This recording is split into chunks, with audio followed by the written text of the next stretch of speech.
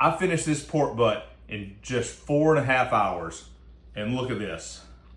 Completely tender, juicy, falling apart. Got all the way up to a 203 degrees internal. How did I do it?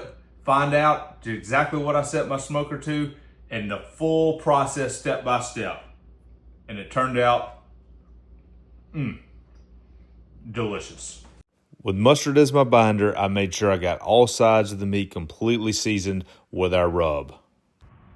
So I've got the Kamado Joe right at about 350, and we're gonna get our pork butt on.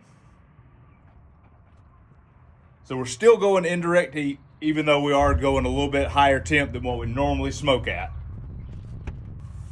So we're just gonna go right here in the middle, and it's right at 945. So we're gonna see just how long this takes at a lot higher temp than what most people normally smoke at.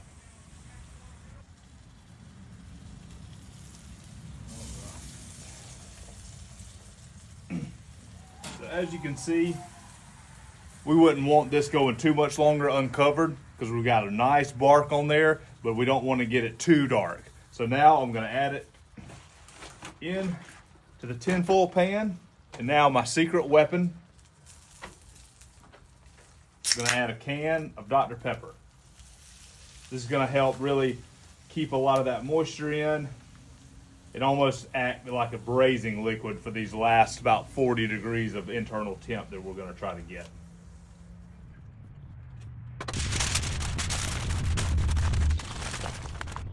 All right, so we've got it all wrapped up. Key to remember, if you're using a temperature probe, you wanna make sure it's sticking out above the foil so that you're still able to get your readings. All right, so it's time to take it off. We're gonna keep this foil on there and let it sit at room temperature for at least an hour to get it good and rested, let those juices redistribute through the meat, and then we're gonna pull it and we'll be ready for some sandwiches. All right, so I've had the pork resting for a little over an hour now. I checked the meter thermometer temperature. We're right at 170. So let's get in here, pull the pork, and see how it turned out. So we've got a great bark on there. As you can see, the Dr. Pepper made a nice little jus for it to sit in. So now let's see how tender we got it.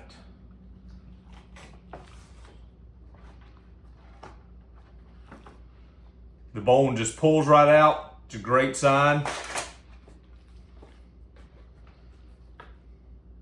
And as you can see, the meat just shreds right apart. I'm gonna pull the rest of this, and then it's time for some sandwiches.